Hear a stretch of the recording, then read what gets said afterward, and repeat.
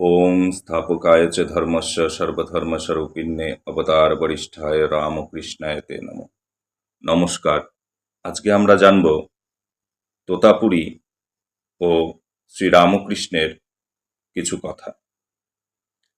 ঠাকুরের শিক্ষাগুরু শ্রীমৎ তোতাপুরী গোস্বামী 40 বছর কঠোর সাধনার ফলে পূর্বোক্ত জীবনমুক্ত অবস্থা লাভ করিয়াছিলেন এবং নিত্যমুক্ত বায়ুর ন্যায় তিনি বাধাশূন্য হইয়া যত্রতত্র বিচরণ করিয়া বেড়াইতেন।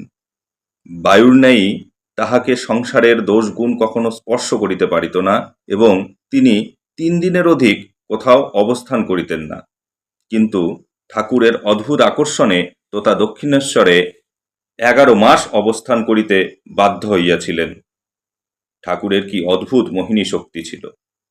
দক্ষিণেশ্বরে অবস্থানকালে ল্যাংটা পঞ্চবটির বৃক্ষতলে আসন করিয়া অবস্থান করিতেন এবং পার্শ্বে ধুনি জ্বালাইয়া রাখিতেন। নাগা সাধুরা অগ্নিকে মহাপবিত্রভাবে দর্শন করে। রৌদ্র হোক বর্ষা হোক ল্যাংটার ধুনি সমভাবেই জ্বলিত। একদিন সন্ধ্যার পর ঠাকুর পুরীজির ধুনির ধারে বসিয়া আছেন। এমন সময় বাগানের চাকর বাকররা একজনের তামাক খাইবার বিশেষ ইচ্ছা হওয়ায় কলকেতে তামাক সাজিয়া অগ্নির জন্য সেখানে উপস্থিত হইল এবং ধুনির কাঠ টানিয়া অগ্নি লইতে লাগিল। হঠাৎ সেই দিকে লক্ষ্য পড়ায় ল্যাংটা বিষম বিরক্ত ও ক্রুদ্ধ হইয়া তাহাকে গালিগালাজ করিতে লাগিলেন, এমনকি চিমটা তুলিয়া তাহাকে 2-1 ঘা দিবার মতো ভয়ও দেখাইলেন। ঠাকুর পুরীজির ঐরূপ ব্যবহারে অর্ধবাহ্য দশায় হাসি রোল তুলিলেন।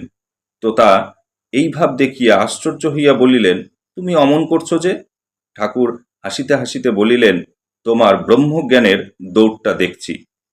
এই মুখে বলেছিলে ব্রহ্মভিন্ন দ্বিতীয় সত্তা নেই, জগতে সকল বস্তু ও ব্যক্তি তারই প্রকাশ, আর পরক্ষণেই সব কথা ভুলে মানুষকে মারতে উঠেছ, তাই হাসছি যে মায়ার কি প্রভাব। তোতা ওই কথা শুনিয়া গম্ভীর হইয়া কিছুক্ষণ চুপ করিয়া রহিলেন।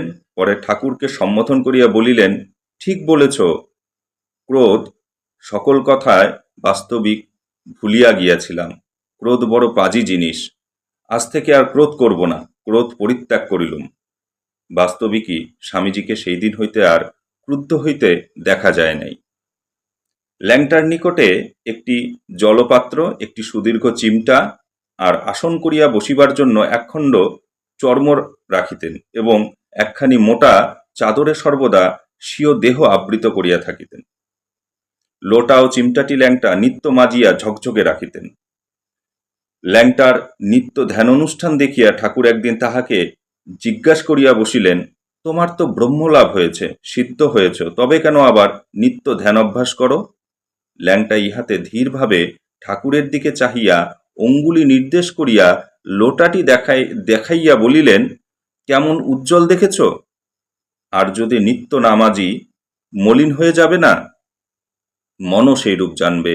ধ্যান অভ্যাস করে মনকেও ঐরূপ নিত্য নামে যে ঘষে রাখলে মলিন হয়ে যায়।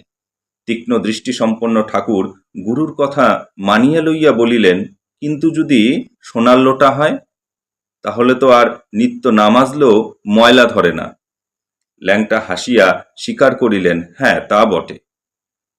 ল্যাংটা বুঝিয়াছিলেন ঠাকুরের মন বাস্তবিকই সোনার লোটার মতো উজ্জ্বল।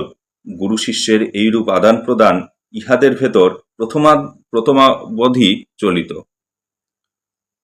ঠাকুর বাল্যাবধি সকাল সন্ধ্যা করতালি দিতে এবং সময়ে সময়ে ভাবে নৃত্য করিতে করিতে হরিবোল হরিবোল হরিগুরু গুরু হরি ইত্যাদি উচ্চস্বরে বারবার কিছু কাল বলিতেন। বেদান্ত জ্ঞানের অদ্বৈতভাবে নির্বিকল্প সমাধি লাভের পরেও নিত্য ঐরূপ করিতেন। একদিন পঞ্চবটিতে পুরীজির নিকট অপরাহ্নে বসিয়া নানান ধর্মকথায় সন্ধ্যা হইল। সন্ধ্যা সমাগত দেখিয়া ঠাকুর বাক্যালাপ বন্ধ করিয়া করতালি দিয়া ঐরূপে ভগবানের স্মরণ মনন করিতে লাগিলেন। তাহাকে ঐরূপ করিতে দেখিয়া পুরীজি অবাক হইয়া ভাবিতে লাগিলেন, যিনি বেদান্ত পথে এত উত্তম অধিকারী, যে 3 দিনেই নির্বিকল্প সমাধি লাভ করিয়াছেন, তার এইরূপ অনুষ্ঠান কেন? প্রকাশ্যে বিদ্রূপ করিয়া বলিয়াও ফেলিলেন, আরে কেউ বেটা, রুটি ঠকতে হো। ঠাকুর শুনিয়া হাসিতে হাসিতে বলিলেন, আমি ঈশ্বরের নাম করছি, আর তুমি কিনা বলছো আমি রুটি ঠুকছি। পুরীজিও ঠাকুরের বালকের ন্যায় কথায় হাসিতে লাগিলেন এবং বুঝিলেন ঠাকুরের ঐরূপ অনুষ্ঠান অর্থশূন্য নহে।